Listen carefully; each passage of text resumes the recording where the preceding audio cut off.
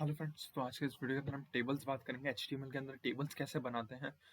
तो चलिए स्टार्ट करते हैं। तो सबसे पहले मैं डॉक्यूमेंट टाइटल चेंज कर देता हूँ, टेबल्स इन एचटीएमएल।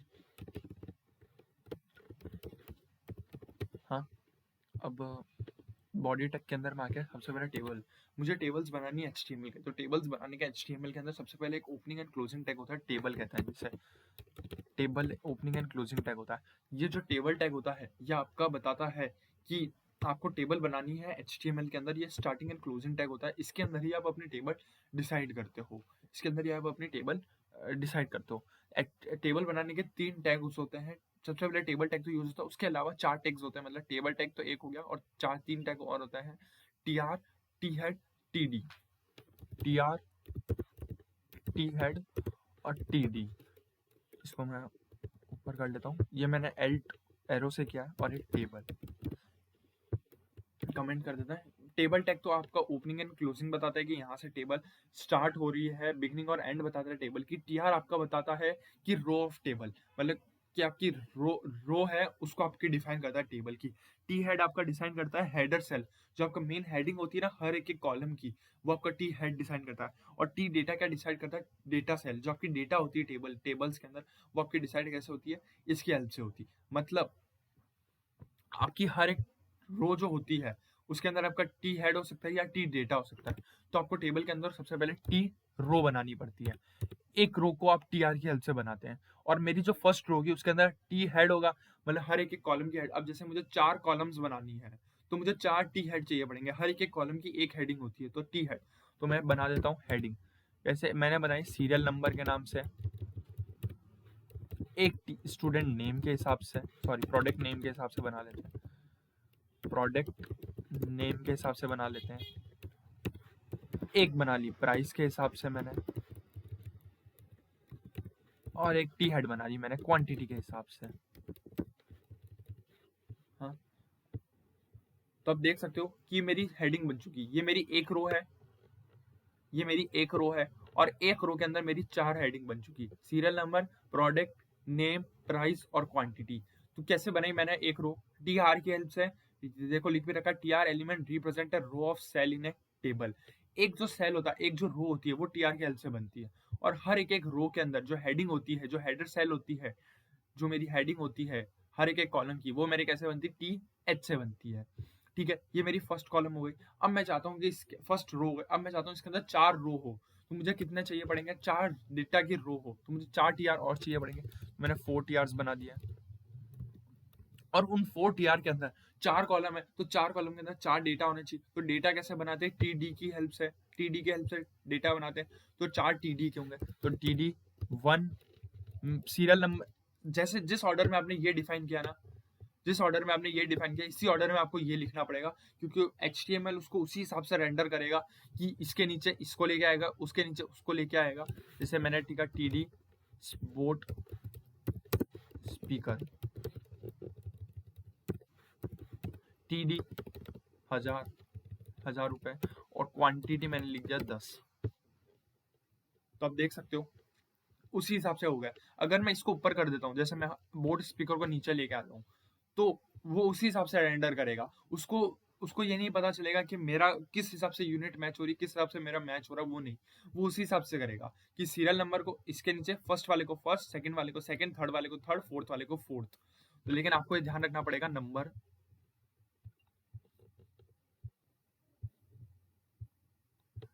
आपको नंबर का थोड़ा ध्यान रखना पड़ेगा कि टी डेटा के नीचे इसका डेटा आएगा, इसका डेटा इसके नीचे आएगा। अब मुझे क्या 3 कॉलम 3 रो और चाहिए, तो मैं ऐसे 2 रो, 3 चाहिए थी तो 2 और बनाऊंगा टी रो।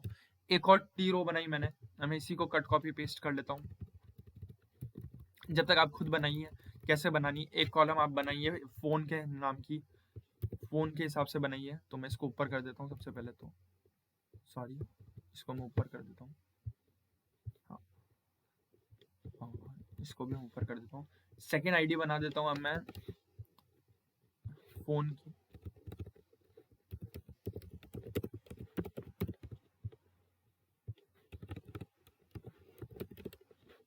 और क्वांटिटी में इसको 5 कर देता हूँ। तो उस हिसाब से देखो, ये रेंडर हो गया और एक टेबल बनती जा रही है। एक और बना लेते हैं अपन।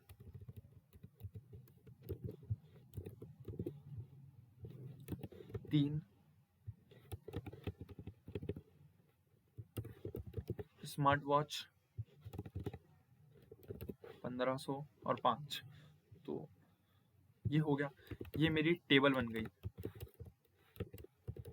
ये मेरी एक टेबल बन गई। ओके, जिसके अंदर मेरे 3 रोज हैं, एक हेडर है और 4 कॉलम है। तो कैसे बनाई 4 कॉलम, ये चीज समझ में आ गई। टेबल का अपन एक स्ट्रक्चर बना लिया।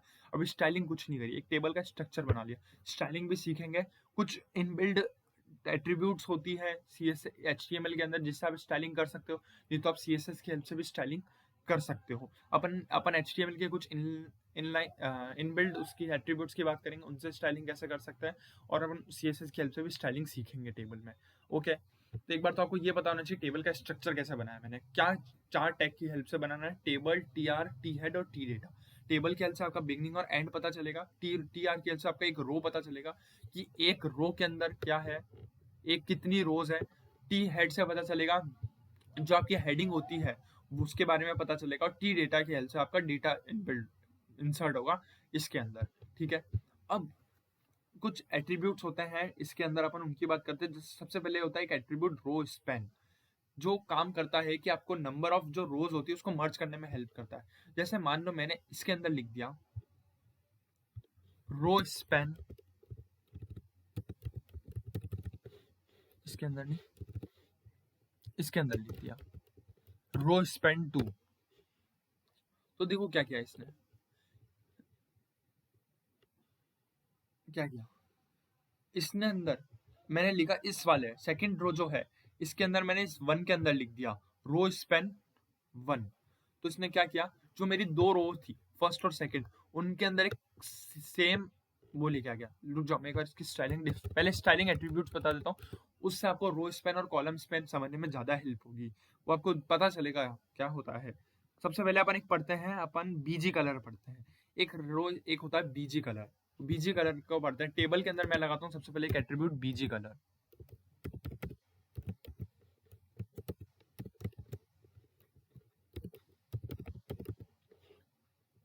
हाँ, तो देख लीजिए, बीजी कलर लगाने से मेरा टेबल जो मेरा मेन था उसका क्या हो गया, कलर येलो हो गया। तो बीजी कलर लगाने से क्या हुआ, मेरा टेबल का कलर येलो हो गया। मैं एक रो पे लगाता हूँ बीजी कलर, अब हर एक रो पे भी लगा देता हूँ। अब मैं क्या करूंगा, एल्ट, और जहां जहां मुझे लगाना हो वहां वहां मैं ये लिख दूंगा। तो मैं क्या एक साथ टाइप कर पाऊंगा, बीजी कलर रेड। तो आप देख सकते हो हर एक के ऊपर रेड बीजी कलर लग गया। ठीक है, तो ये होती है कुछ एट्रीब्यूट्स हैं जिसकी हेल्प से कर सकते हो। तो ये बीजी कलर लग गया, हर एक किसके ऊपर, इसके ऊपर लग गया। रेड की जगह मैं कुछ और करता हूँ, ग्रीन कर देता हूँ।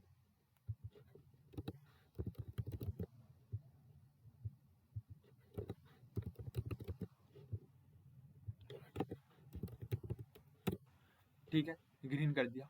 एक होता है बॉर्डर कलर, मतलब अगर मुझे बॉर्डर देनी हो उस टेबल को या किसी भी रो को या किसी भी कॉलम को, तो कैसे दे सकता हूँ। देखो, मेरे को बॉर्डर देनी है टेबल को, तो मैं बॉर्डर कलर यूज करूंगा।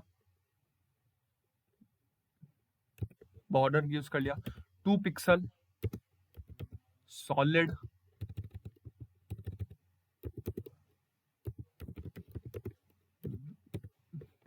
Red, 2 pixel solid red.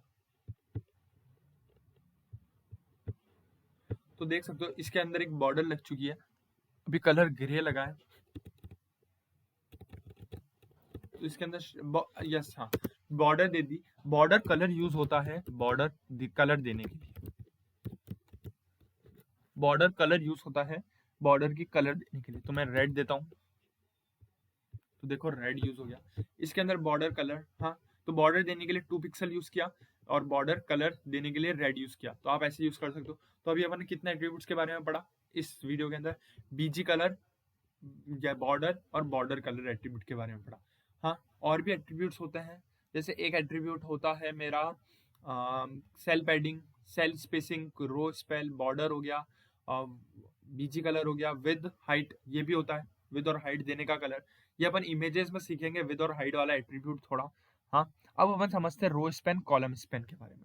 अब रो स्पैन कॉलम स्पैन समझते हैं। जैसे मैं गया इधर वाले के अंदर और मैंने लिखा यहाँ रो स्पैन 2 लिखा। तो अब देखिए, अब ज्यादा समझ में आ रहा है आपको। तो मेरा क्या हो गया, ये फर्स्ट रो, सेकंड और थर्ड रो थी जो पहले। अब मैंने रो स्पैन 2 लिखा, मतलब ये क्या करेगा, ये 2 रो के अंदर मेरा मर्ज हो जाएगा, मतलब 2 रो मेरी मर्ज हो जाएगी। अगर मैं 3 लिखता हूं तो मेरी 3 रो मर्ज हो जाएगी, 3 रो मर्ज हो गई और एक अकेला 1 इधर आ गया। तो ये होता है तरीका रो स्पैन और कॉलम स्पैन लिखने का, ठीक है।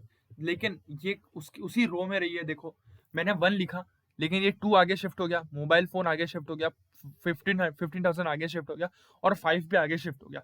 5 नेक्स्ट रो के अंदर नहीं गया है। ये आप सोचो कि 5 नेक्स्ट रो के अंदर जाएगा, 5 नेक्स्ट रो के अंदर नहीं जाएगा। वो एक रो के लिए डिफाइन है, तो एक रो के लिए ही रहेगा, ठीक है। ये हो गया रो स्पैन। एक होता है कॉलम स्पैन। कॉलम स्पैन लिखते हैं हम, जैसे मैंने लिखा इसके अंदर, इस मोबाइल फोन के अंदर मैंने लिखा कॉल स्पैन 2। तो क्या होगा, ये 2 कॉलम के अंदर आ जाएगा मोबाइल फोन। तो देखो ये 2 रो उसके अंदर आ गया कॉलम, प्राइस कॉलम और क्वांटिटी कॉलम के अंदर आ गया, ठीक है, mobile phone.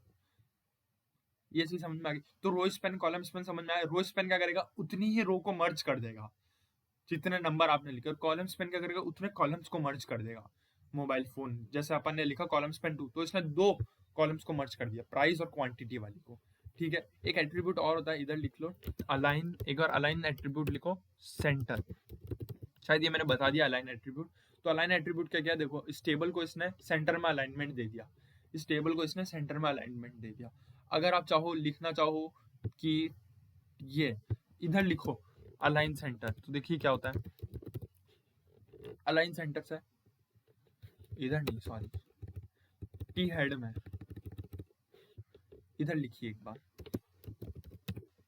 Align centre.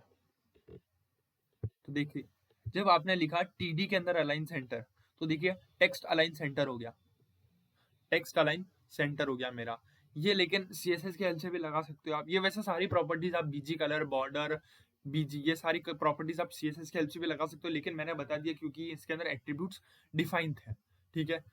Column row span और कॉलम स्पैन बता दिया, ये थोड़ा अच्छा था कि कितनी रोज मर्ज कर देगा और कितनी वो कर देगा। एक होता है सेल पैडिंग और एक होता है सेल स्पेसिंग। सेल स्पेसिंग और सेल पैडिंग क्या करेगा, ये वाइड स्पेसेस दे देगा मेरा उनके बीच में, मेरी जो बॉर्डर होती है उनके बीच में, या फिर दो विद इन बॉर्डर्स, और या फिर 2 बॉर्डर्स के बीच में मेरे को क्या दे देगा, स्पेसिंग दे देगा, ठीक है। एक होता है कैप्शन।